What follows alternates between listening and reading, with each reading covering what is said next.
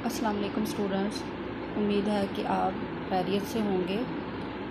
आज आपको उर्दू ऑप्शनल के हवाले से मैं आपको गाइड करूँगी।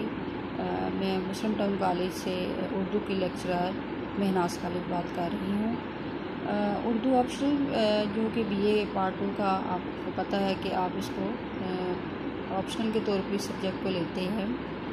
तो इसके बारे में आप सबसे पहले आपका इसका तारीफ़ी जो लेक्चर है वो होगा कि आप उसके बारे में जानेंगे कि आप किताब और इसके पेपर पैटर्न के बारे में और इसके सिलेबस के बारे में कि इसमें आपको क्या क्या आएगा। जैसे कि आप देख रहे हैं कि आपके सामने उर्दू ऑप्शनल की किताब पड़ी है और मेरे पास ये पुराना एडिशन है।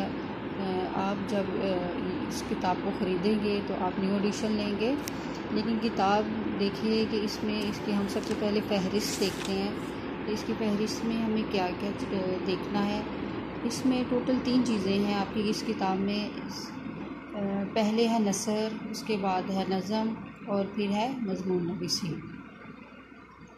नसर पेपर जो आपको आता है उसमें नज़म पे भी क्वेश्चन होते हैं, नसर पे भी होते हैं और मज़मून आपको मुख्तलिफ़ टॉपिक्स दिए जाते हैं और उसमें आपने इस एक मज़मून का इंतख़ाब करके लिखना होता है।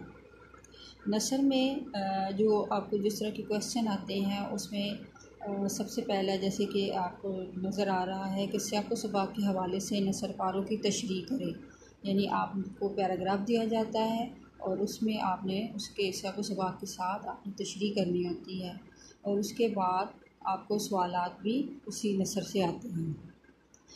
नंबरों की डिवीज़न आप देख रहे हैं कि पैराग्राफ की तशरीह 24 नंबर की होती है और जो सवालात होते हैं वो 11 नंबर के होते हैं। इसके बाद नज़म की बारी आती है। हिस्सा नज़म में गज़ल के अशआर की तशरीह करनी होती है और उसके कुल 12 नंबर होते हैं। इसके बाद नज़म के अशआर की तशरीह करनी होती है, उसके भी 12 नंबर होते हैं और इसके बाद नज़म और गज़ल के बारे में सवालात भी पूछे जाते हैं और आखिर में मज़मून लिखना होता है और मज़मून के भी 20 नंबर होते हैं। तो आते हैं अपने सिलेबस की तरफ कि इसमें हिस्सा नसर में हम देखेंगे कि इसमें क्या क्या है। सबसे पहले मिर्ज़ा असदुल्ला ख़ां ग़ालिब है। मिर्ज़ा असदुल्ला ख़ां ग़ालिब के बारे में हम इनकी शायरी के बारे में नहीं पढ़ेंगे, बल्कि यहाँ पे हम उनके नसर के बारे में पढ़ेंगे कि मिर्ज़ा ग़ालिब जिनको हम शायर के तौर पे ही ज़्यादातर जानते हैं, उन्होंने नसर भी लिखी और नसर में उन्होंने क्या क्या लिखा इसके बारे में जानेंगे और नसर में उनकी क्या खूबियाँ थी और नसर के हवाले से उन्हें अदबी दुनिया में किस तरह जाना जाता है, ये सारी डिटेल हम पढ़ेंगे। उसके बाद ख़तूत ग़ालिब के बारे में आता है कि मिर्ज़ा ग़ालिब के ख़तूत कैसे थे, उन्होंने किन किन को लिखे और कहाँ पे लिखे और ग़ालिब के ख़तूत की जो ज़ुबान थी या उनका असलूब जो था, उनका जो स्टाइल था वो किस तरह का था, क्या वो रस्मी ख़त लिखते थे या गैर रस्मी ख़त लिखते थे। इसके बाद सर सैयद अहमद ख़ान के बारे में हम पढ़ेंगे कि सर सैयद अहमद ख़ान की शख्सियत कैसी थी, उनके हालात कैसे थे, उन्होंने अदबी और इल्मी कौन सी उन्होंने जो खिदमात सर अंजाम दी और उनका एक मज़मून जो खुशामद जो बहुत मशहूर है उस हवाले से हम पढ़ेंगे। और तीसरे नंबर पे मौलाना मोहम्मद हुसैन आज़ाद हैं। मौलाना मोहम्मद हुसैन आज़ाद हमारे उर्दू के बहुत बड़े अज़ीम जो है मुसन्निफ़ हैं। इन्होंने तारीख़ भी लिखी और इन्होंने शायरी भी की और इनके जो नसर के हवाले से इनके अगर हम देखें तो इंसान किसी हाल में खुश नहीं रहता, इनका एक मज़मून है, वो आपके सिलेबस में दिया गया है, हम उसको भी पढ़ेंगे। इसके बाद चौथे नंबर पे मिर्ज़ा फ़रहतुल्लाह बेग आता है। मिर्ज़ा फ़रहतुल्लाह बेग भी हमारे तंज़िया और मज़ाहिया नसर निगार हैं और इनका एक मज़मून है एक वसीयत की तामील, तो वो हम ये मज़ाहिया एक मज़मून है उसकी तफ़सीलात को हम देखेंगे। उसके बाद है मजीद लाहौरी। मजीद लाहौरी हमारे पुराने लिखने वाले हैं, इब्तदाई नसर नगारों में शुमार होता है इनका और उन्होंने सिर्फ गरीबों की भलाई के लिए जो लिखा उन्होंने मजमून, उसके हवाले से हम देखेंगे।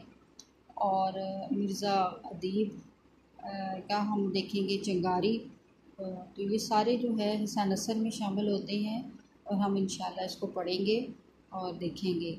इसके बाद हिस्सा नज़म आ जाता है। हिस्सा नज़म में मीर तकी मीर के हवाले से है, मिर्ज़ा गालिब के हवाले से है और अल्लामा मोहम्मद इकबाल के बारे में, और इनके बारे में पढ़ेंगे। और आखिर में मज़ामीन आ जाते हैं, तो हम मज़ामीन भी साथ साथ करेंगे और इंशाल्लाह मज़ामीन को ज़्यादा से ज़्यादा करने की कोशिश करेंगे, ताकि आपके मज़मून जो है, क्योंकि बच्चे जो है मज़मून लिखने में काफ़ी वीक होते हैं, तो जब तक आप पढ़ोगे नहीं, आपके पास मटीरियल नहीं होगा, तो आप मज़ामीन को लिखने में इतने ज़्यादा बेहतर कारकर्दगी नहीं दिखा सकते।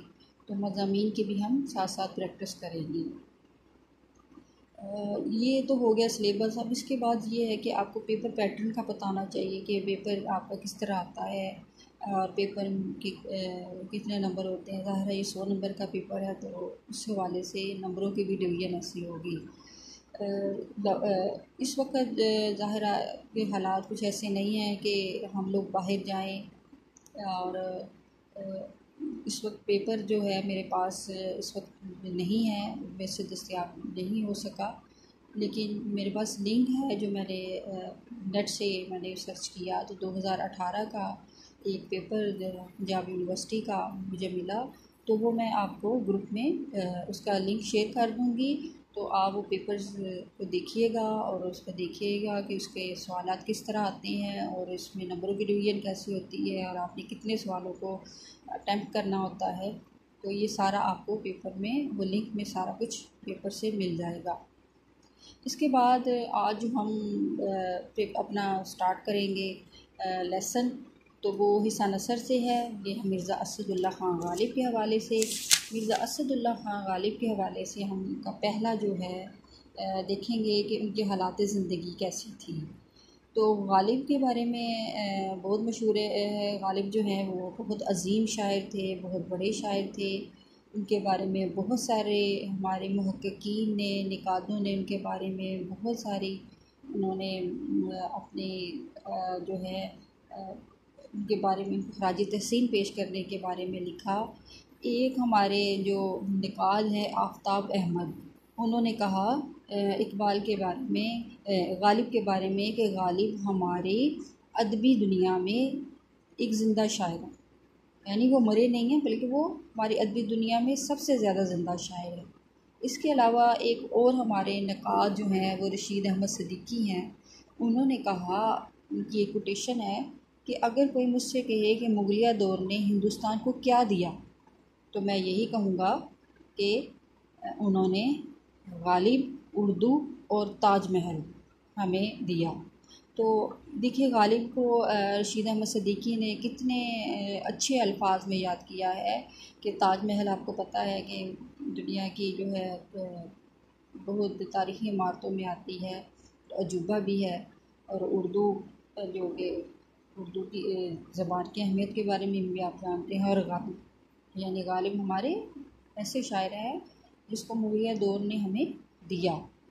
इसके बाद हम मिर्ज़ा असदुल्ला ख़ान के बारे में पढ़ते हैं कि उनके हालात ज़िंदगी क्या थे। मिर्ज़ा असदुल्ला ख़ान गालिब जो 27 दिसंबर 1797 में आगरा में पैदा हुए थे, वो उनका असल नाम जो था वो तो गालिब था। पहले वो उनका असल नाम जो था वो गालिब नहीं था, बल्कि मिर्ज़ा असदुल्ला ख़ान गालिब, यानी गालिब तो उनका तखल्लुस था। सबसे पहले वो मिर्ज़ा असदुल्ला ख़ान के नाम से जाने जाते थे, लेकिन शायरी में बाद में उन्होंने अपना तखल्लुस चेंज कर लिया, बदल लिया और गालिब रख लिया। आप जो थे वो सल्जूकी ख़ानदान से तल्लुक़ रखते थे, और ये सल्जूकी ख़ानदान जो था वो समरकंद से हिंदुस्तान हिजरत उसने की, इस ख़ानदान ने। आपके वालिद का नाम अब्दुल्ला बेग था, और अब्दुल्ला बेग जो एक सिपाही थे, वो जो है बचपन में, जब बचपन में ही थे यानी 5 साल के थे, तो अब्दुल्ला बेग का इंतकाल हो गया। और अब्दुल्ला बेग के बाद आपके वालिद ने आपके चचा ने आपकी कफ़ालत की। गालिब के उस्तादों में नज़ीर अकबर आबादी हैं, और इसके बाद दूसरा नाम जो आता है वो एक ईरानी उस्ताद हैं, मुल्ला अब्दुल नसीर, मुल्ला अब्दुल समद के बारे में कहा जाता है कि ये और नज़ीर अकबर आबादी जो थे वो गालिब के उस्ताद थे। इसके बाद गालिब जब 13 बरस के हुए तो उनकी शादी हो गई। उनकी बेगम का नाम उमराव बेगम था, और गालिब के यहाँ कहीं बहुत ज़्यादा बच्चे हुए, लेकिन कोई भी ज़िंदा ना बच सका, और आखिरकार उन्होंने एक बच्चे को अडॉप्ट कर लिया, जिनको लेकर पाल लिया। गालिब के चूँकि उनकी औलाद बचपन में ही चली गई, तो उनको इस बात का बहुत गम भी रहा सारी ज़िंदगी।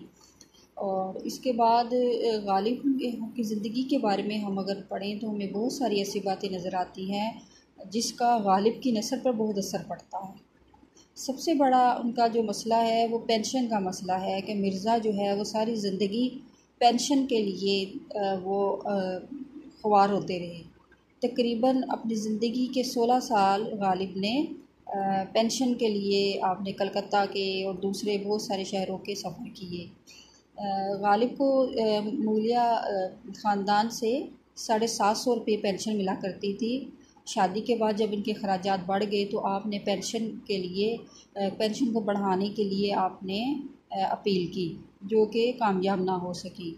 तो इसके लिए आप बहुत ज़्यादा आपने मेहनत की और मारे मारे फिरते रहे, और कोई भी इसमें कामयाबी नज़र ना आई। और ये बहुत बड़ा सदमा था गालिब के लिए कि वो इतनी मेहनत कर रहे थे और उसके बावजूद भी उन्हें कामयाबी नहीं मिल रही थी। तो उनके खतूत में हमें इसका इजहार मिलता है। इसके बाद जो उनकी माली हालात जब बहुत ज़्यादा अबतर हो गए, बहुत बुरे हो गए, पेंशन भी नहीं मिलती थी, कोई वो मुलाजमत भी नहीं करते थे, तो आखिरकार उन्होंने तंग आकर हकीम एहसनुल्लाह ख़ां की वसातत से किला मोहल्ला में दिल्ली में उन्होंने मुलाजमत इख्तियार की, और आपने ख़ानदान तैमूरिया की जो तारीख़ है वो लिखना शुरू कर दी। और इस वजह से आपको वहाँ से किला मोहल्ला से 100 रुपया वजीफ़ा मिलता था, और साथ साथ आपने 100 नहीं 50 रुपये उनको तनख्वाह मिलती थी। इसके बाद जब 1857 में जब दिल्ली का इनकलाब हुआ, तो मिर्ज़ा गालिब जो थे दिल्ली मारा मोहल्ला में रहते थे, और वहाँ पे चूँकि शरीफ और अच्छे ख़ानदान के लोग दिल्ली के उस मोहल्ले में रहते थे, इसलिए 1857 के इनकलाब में जो मिर्ज़ा गालिब थे वो बचे रहे। और वलाई रामपुर ने मिर्ज़ा की ऐसी ज़बू हाली को देखा, जब अबतरी को देखा, जब तंगदस्ती को देखा, तो आपने 100 रुपया उनके लिए वजीफ़ा मुकर्रर कर लिया, और पेंशन का मसला भी उनकी वजह से हल हो गया।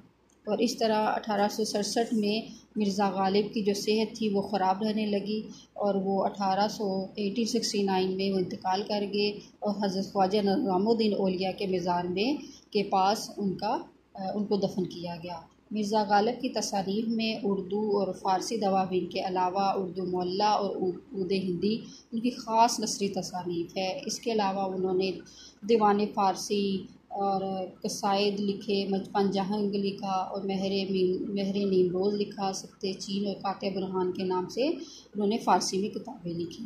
तो डियर स्टूडेंट, आज के लिए इतना ही काफ़ी है। उम्मीद है कि आपको मिर्ज़ा गालिब के हालात ज़िंदगी के बारे में काफ़ी पता चल गया होगा। इंशाअल्लाह हम नेक्स्ट मिर्ज़ा गालिब की नस्ल के बारे में और उनके खतूत के बारे में पढ़ेंगे। बहुत शुक्रिया। अल्लाह हाफ़िज़।